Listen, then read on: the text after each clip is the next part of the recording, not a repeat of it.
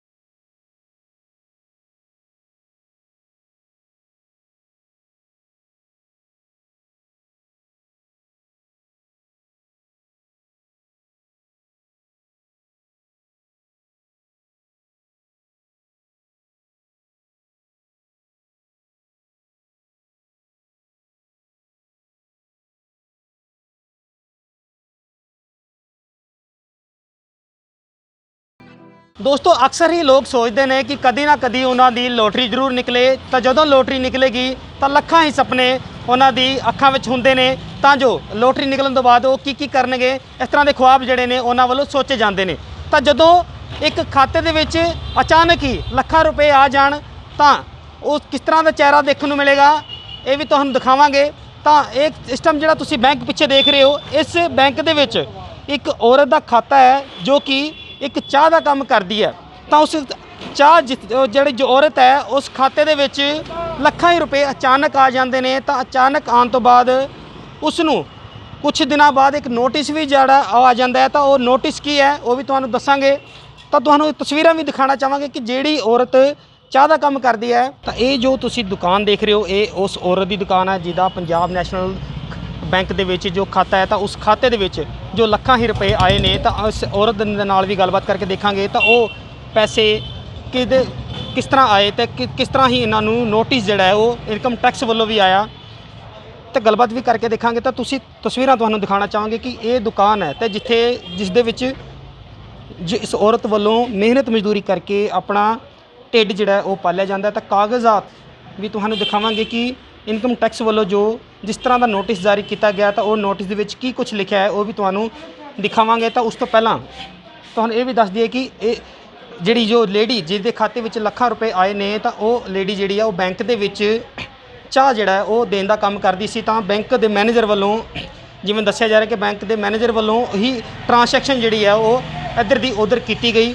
तो इस खुलासा जिहड़ा है उस औरत वालों किया जा रहा है, क्योंकि इन्हां वालों जिवें 10 साल दस्से जा रहे हैं कि 10 साल हो गए ने इन्हां नूं धक्के खांदियां होइयां, तो हाले तक किसी भी तरह की जिहड़ी सुनवाई उन्हां दी नहीं हुई। तो ना ही पुलिस प्रशासन वालों किसी तरह की कार्रवाई की गई, तो ना ही बैंक दे वालों जिहड़ा है उस बैंक के मैनेजर वालों किसी भी तरह की सहायता दी गई, ना ही कुछ दस्सिया गया। तो मेहनत मजदूरी करके इन्हां वालों अपना घर का खर्च चलाया जाता है। तो लखां ही रुपए जिहड़े इन्हां दे खाते विच आए ने, तो जिस दे दौरान इनकम टैक्स वालों कुछ एक नोटिस जारी कर दिता गया, तो जिहदे विच लखां रुपए ही इन्हां दे वालों टैक्स के रूप दे विच वसूलन दे लई गल कही गई। तो सब तो पहले जाणांगे कि तुहाडा नाम की है? मेरा नाम सर राई कुमारी जी। कित्थे रहिंदे हो? मैं मोनी चौंक गली मस्त हुई जी। गल की है, मसला की है, किस गल तो तुहानूं नोटिस आया, तो की जिहड़े लखां रुपए तुहाडे खाते च आए ने, की मामला सारा? मामला सर सानू पता ही नहीं लगा कि उन्होंने किया कि सारा मैनेजर ने घपला किया सर। उन्होंने मेरे खाते 41,50,000 की ट्रांसजैक्शन घुमाई है।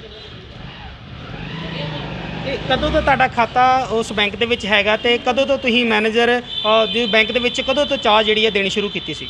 मैं तो यार 2097 की बैंक च चाह देनी है।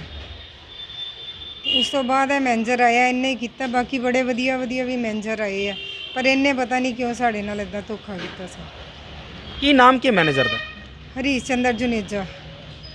तो तुहानूं किद्दां पता लगा भी तुहाडे खाते 'च जिहड़े ने वो पैसे आए ने, ते नोटिस जदों आया उदों पता लगा जां पहले पता लगा? नहीं, जो नोटिस इनकम टैक्स का नोटिस आया उदों पता लगा कि साढ़े खाते 'च इन्नी इन्होंने ट्रांजैक्शन की है।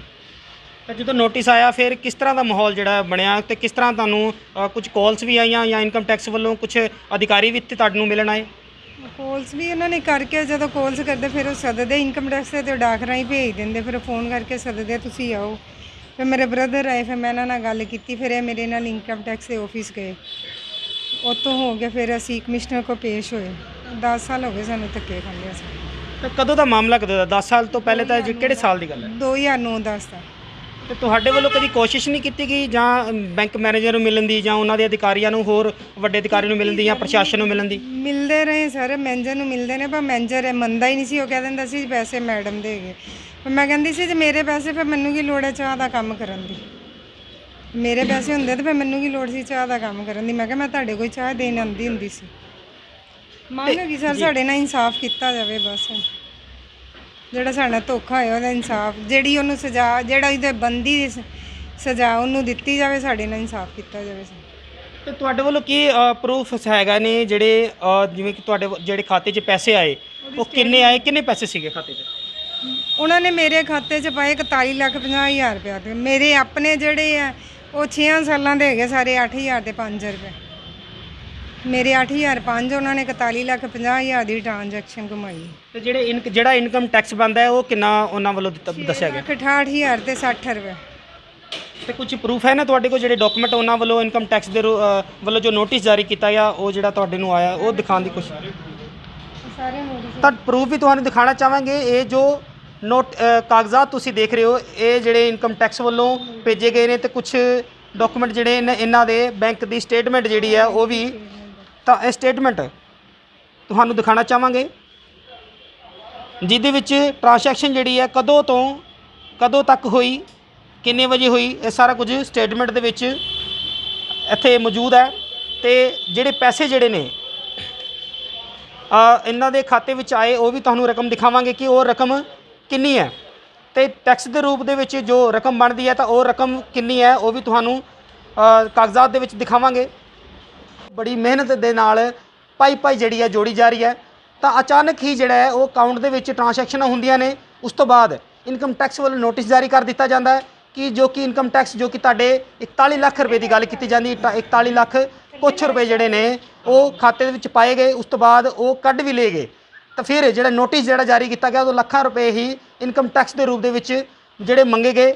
ਤਾਂ ਹੋਰ ਇਹਨਾਂ ਤੋਂ ਜਾਣਾਂਗੇ ਕਿ ਉਹ ਮੈਨੇਜਰ ਜਿਹੜਾ ਹੈ ਹੁਣ ਇਸ ਬੈਂਕ ਦੇ ਵਿੱਚ ਕੰਮ ਕਰਦਾ ਜਾਂ ਉਹਦੀ ਬਦਲੀ ਹੋ ਚੁੱਕੀ ਹੈ? ਉਹਦੀ ਬਦਲੀ ਹੋ ਗਈ ਸੀ ਸਰ, ਆਦਮਪੁਰ ਹੋ ਗਈ ਸੀ। ਇਸ ਵੇਲੇ ਉਹ ਸਰ ਰਿਟਾਇਰ ਹੋ ਚੁੱਕਾ ਹੋਇਆ। ਔਰ ਇਹਦਾ ਜਿਹੜੀ ਉਹਦੀ ਰਿਹਾਇਸ਼ ਉਹ ਜਲੰਧਰ ਹੈ। ਜਿਹੜੇ ਕਿਹੜੇ ਪੁਲਿਸ ਅਧਿਕਾਰੀ ਨਾਲ ਜਿਹੜਾ ਹੈ ਤੁਹਾਡੀ ਗੱਲ ਹੋਈ ਸੀਗੀ ਤਾਂ ਜੋ ਹਾਲੇ ਤੱਕ ਜੋ ਕਾਰਵਾਈ ਨਹੀਂ ਹੋਈ? ਕਿਹੜਾ ਹੈਗਾ ਸੀ? ਤੇ ਤੁਹਾਨੂੰ ਉਹ ਕਾਗਜ਼ਾਤ ਵੀ ਦਿਖਾਉਣਾ ਚਾਹਾਂਗੇ, ਜਿਹਦੇ ਵਿੱਚ ਰਕਮ ਜਿਹੜੀ ਹੈ ਉਹ ਸਾਫ਼ ਦਿਖ ਰਹੀ ਹੈ, ਜੋ ਕਿ ਟੈਕਸ ਦੇ ਰੂਪ ਵਿੱਚ ਜੋ ਮੰਗੀ ਗਈ ਹੈ 6,68,000 ਤੇ 60 ਰੁਪਏ ਜਿਹੜਾ ਹੈ ਉਹ ਇਨਕਮ ਟੈਕਸ ਦੇ ਰੂਪ ਦੇ ਵਿੱਚ ਮੰਗੇ ਗਏ ਨੇ। ਤੇ ਜੋ 41 ਲੱਖ ਜੋ ਕੁਛ ਰੁਪਏ ਨੇ ਉਹਨਾਂ ਦਾ ਜਿਹੜਾ ਟੈਕਸ ਹੈ ਉਹ ਮੰਗਿਆ ਗਿਆ। ਤਾਂ ਤੁਹਾਡੇ ਕਮਿਸ਼ਨਰ ਸਾਹਿਬ ਵੱਲੋਂ ਮਿਲਣ ਦੀ ਕੋਸ਼ਿਸ਼ ਕੀਤੀ ਗਈ ਤੁਹਾਡੇ ਵੱਲੋਂ? 8/12/2017 ਕਿੰਨੇ 8/10/2017 8/12/2017 ਚ ਕਮਿਸ਼ਨਰ ਨੂੰ ਮਿਲੇ ਸੀ। ਤੇ ਹੁਣ ਮੰਗ ਕੀ ਕਰਦੇ ਤੁਸੀਂ? ਮੰਗੇ ਹੀ ਸਾਰੀ ਇਨਸਾਫ ਹੋਣਾ ਚਾਹੀਦਾ, ਜਿਹੜੀ ਉਹਦੀ ਸਜ਼ਾ ਬਣਦੀ ਉਹਨੂੰ ਦਿੱਤੀ ਜਾਵੇ। ਸਾਨੂੰ ਨੇ ਹਰਾਸਮੈਂਟ 10 ਸਾਲ ਸਰ ਅਸੀਂ ਹਰਾਸਮੈਂਟ ਹੋਏ ਆ। ਤਾਂ ਜਿਨ੍ਹਾਂ ਦੀ ਮਦਦ ਦੇ ਨਾਲ ਇਹ ਸਾਰਾ ਕੁਝ ਹੱਲ ਕਰਨ ਦੀ ਜਿਹੜੀ ਕੋਸ਼ਿਸ਼ ਕੀਤੀ ਗਈ ਇਹਨਾਂ ਵੱਲੋਂ, ਤਾਂ ਤੁਸੀਂ ਇਹਨਾਂ ਦੇ ਕੀ ਲੱਗਦੇ ਹੋ? ਮੈਂ ਬ੍ਰਦਰ ਹਾਂ ਜੀ ਇਹਦਾ। ਜੀ ਮੇਰਾ ਨਾਮ ਅਸ਼ਵਨੀ ਕੁਮਾਰ ਹੈ। ਤੇ ਕੀ ਮਾਮਲਾ ਕੀ ਹੈ ਸਰ? ਨਾਮ ਦੱਸ ਦਿਓ ਆਪਣਾ। ਮੇਰਾ ਨਾਮ ਅਸ਼ਵਨੀ ਕੁਮਾਰ ਹੈ। ਮਾਮਲਾ ਇਹ ਹੈ ਵੀ 2009-10 ਦੇ ਵਿੱਚ ਇਹਨਾਂ ਨੂੰ ਇਨਕਮ ਟੈਕਸ ਦਾ ਨੋਟਿਸ ਆਇਆ। ਇਨਕਮ ਟੈਕਸ ਦਾ ਨੋਟਿਸ ਜਦੋਂ ਆਇਆ, ਫਿਰ ਇਹਨਾਂ ਨੇ ਮੈਨੂੰ ਇੰਟੀਮੇਟ ਕੀਤਾ ਵੀ ਇਨਕਮ ਟੈਕਸ ਦਾ ਨੋਟਿਸ ਸਾਨੂੰ ਆਇਆ, ਕੀ ਗੱਲ ਹੈ। ਉਦੋਂ ਜਿਹੜਾ ਆਈਟੀਓ ਸੀ ਉਹ ਸੰਦੀਪ ਕੁਮਾਰ ਸੀ। ਸੰਦੀਪ ਕੁਮਾਰ ਨੂੰ ਅਸੀਂ ਮਿਲਣ ਗਏ ਹਾਂ ਸੀਗਾ ਯਾਰ। ਉਹ ਕਹਿੰਦਾ ਤੁਹਾਡੇ ਖਾਤੇ ਦੇ ਵਿੱਚ 41,50,000 ਦੀ ਟ੍ਰਾਂਜੈਕਸ਼ਨ ਹੋਈ ਹੈ। ਤੇ ਸਾਡੇ ਖਾਤੇ 'ਚ 41,50,000 ਦੀ ਟ੍ਰਾਂਜੈਕਸ਼ਨ ਹੋ ਨਹੀਂ ਸਕਦੀ। ਉਹਨਾਂ ਨੇ ਕਿਹਾ ਤੁਸੀਂ ਇਸ ਤਰ੍ਹਾਂ ਕਰੋ, ਸਟੇਟਮੈਂਟ ਕਢਾਓ। ਅਸੀਂ ਸਟੇਟਮੈਂਟ ਕਢਾਈ। ਵਾਕਈ ਇਹਨੇ ਉਸ ਮਾਮਲੇ ਦੇ ਵਿੱਚ 41,50,000 ਦੀ ਜਦੋਂ ਟ੍ਰਾਂਜੈਕਸ਼ਨ ਹੋਈ, ਫਿਰ ਆਪਾਂ ਉਸ ਤੋਂ ਬਾਅਦ 8/12/2017 'ਚ ਸ਼੍ਰੀਵਾਸਤਵ ਕਮਿਸ਼ਨਰ ਹੈਗੇ ਸੀ, ਉਹਨਾਂ ਕੋਲ ਲੈ ਕੇ ਗਿਆ ਇਹਨਾਂ ਨੂੰ। ਮੈਂ ਉੱਥੇ ਜਾ ਕੇ ਸਾਰੀ ਸਟੇਟਮੈਂਟ ਤੇ ਕੰਪਲੇਂਟ ਕੀਤੀ। ਜਦੋਂ ਕੰਪਲੇਂਟ ਕੀਤੀ, ਉਹਨਾਂ ਨੇ ਸਾਡਾ ਕੇਸ ਈਓ ਵਿੰਗ ਨੂੰ ਦੇ ਦਿੱਤਾ, ਇਕਨੋਮਿਕ ਸੈੱਲ ਨੂੰ। ਇਕਨੋਮਿਕ ਸੈੱਲ ਨੂੰ ਜਦੋਂ ਕੇਸ ਗਿਆ, ਉਹਦੇ 'ਚ ਉਹਨਾਂ ਨੇ ਇਹਨੂੰ ਬੁਲਾਇਆ, ਹਰੀਸ਼ ਚੰਦਰ ਜੁਨੇਜੇ ਨੂੰ। ਵੀ ਹਾਂ ਦੱਸ ਆ ਕੇ ਕੀ ਮਾਮਲਾ ਹੈ। ਇਹਨੇ ਆ ਕੇ ਉੱਥੇ ਸਾਫ਼ ਹੀ ਕਹਿ ਦਿੱਤਾ ਇਹ ਮੇਰੇ ਪੈਸੇ ਨਹੀਂ ਹੈਗੇ। ਮੈਂ ਕਿਹਾ ਤੁਹਾਡੇ ਨਾਲ ਕਿਹੜਾ ਕਿਹੜਾ ਸਟਾਫ ਦਾ ਬੰਦਾ? ਉਹਨਾਂ ਨੇ ਕਿਹਾ ਜੀ ਮੇਰੇ ਸਟਾਫ ਦੇ ਵਿੱਚ ਸੁਸ਼ਮਾ ਰਾਣੀ, ਰਾਜ ਕੁਮਾਰ, ਦੇਵੀ ਸਿੰਘ ਅਸਿਸਟੈਂਟ, ਦੇਵੀ ਦਿਆਲ ਅਸਿਸਟੈਂਟ ਮੈਨੇਜਰ, ਉਹਨਾਂ ਸਾਰਿਆਂ ਨੂੰ ਅਸੀਂ ਕੈਸ਼ੀਅਰ ਉਹਨੂੰ ਬੁਲਾਇਆ ਗਿਆ। ਉਹਨਾਂ ਸਾਰਿਆਂ ਨੇ ਜਦੋਂ ਇਹਦਾ ਨਾ ਕਿ ਆ ਕੇ ਸਟੇਟਮੈਂਟ ਆਪਣੀ ਦਿੱਤੀ ਈਵੀਐਮ 'ਚ, ਉਹਨਾਂ ਨੇ ਕਿਹਾ ਜੀ ਇਸ ਜਨਾਨੀ ਦੇ ਪੈਸੇ ਨਹੀਂ ਹੈਗੇ, ਪੈਸੇ ਇਹਦੇ ਮੈਨੇਜਰ ਦੇ, ਇਹ ਮੈਨੇਜਰ ਹੀ ਟ੍ਰਾਂਸਫਰ ਕਰਾਉਂਦਾ ਰਿਹਾ, ਮੈਨੇਜਰ ਹੀ ਕਰਦਾ ਰਿਹਾ। ਤਾਂ ਮਤਲਬ ਸਾਬਿਤ ਹੋ ਚੁੱਕਿਆ ਉਸ 'ਚ। ਸਾਬਿਤ ਹੋ ਗਿਆ ਸੀ, ਪਰ ਉਹ ਮੰਨਿਆ ਨਹੀਂ। ਉਹਦੀਆਂ ਵੀ ਐਵੀਡੈਂਸੀਆਂ ਜਿੰਨੀਆਂ ਵੀ ਹੈਗੀਆਂ ਨਾ ਇਹਦੇ ਸਟਾਫ ਦੀਆਂ, ਉਹ ਇਹਦੇ ਖਿਲਾਫ ਨੇ, ਉਹ ਲੱਗੀਆਂ ਹੋਈਆਂ। ਫਿਰ ਈ ਵਿੰਗ ਤੋਂ ਬਾਅਦ ਸਾਡਾ ਕੇਸ ਚੱਲ ਗਿਆ ਅਦਾ ਨਾ ਕਿ ਕ੍ਰਾਈਮ ਬ੍ਰਾਂਚ ਦੇ ਵਿੱਚ। ਉੱਥੇ ACP ਹੈਗੇ ਸੁਸ਼ੀਲ ਕੁਮਾਰ, ਉਹਨਾਂ ਦਾ ਰੀਡਰ ਧੀਰ, ਉਹਨਾਂ ਨੇ ਫਿਰ ਕੇਸ ਨੂੰ ਦੱਸਿਆ ਇਹ ਕੇਸ, ਫਿਰ ਉਹਨੂੰ ਉੱਥੇ ਵੀ ਬੁਲਾਇਆ ਗਿਆ। ਫਿਰ ਉਹਨੇ ਸਾਨੂੰ ਉੱਥੇ ਇਹ ਗੱਲ ਜ਼ਰੂਰ ਕਹੀ ਹੈ ਕਿ ਤੁਸੀਂ ਇਹਨੂੰ ਅਜੇ ਸਟੇ ਕਰ ਦਿਓ ਅਤੇ ਮੈਂ ਤੁਹਾਡਾ ਕੋਈ ਨਾ ਕੋਈ ਹੱਲ ਕੱਢ ਦਿੰਦਾ। ਮੈਂ ਕਿਹਾ ਨਹੀਂ, ਹੁਣ ਤੁਸੀਂ 10 ਸਾਲ 12 ਸਾਲ ਇਸ ਲੇਡੀਜ਼ ਨੂੰ ਇੰਨਾ ਹਰਾਸ ਕੀਤਾ, ਇੰਨੇ ਬੱਚੇ ਸਦਮੇ 'ਚ ਰਹੇ।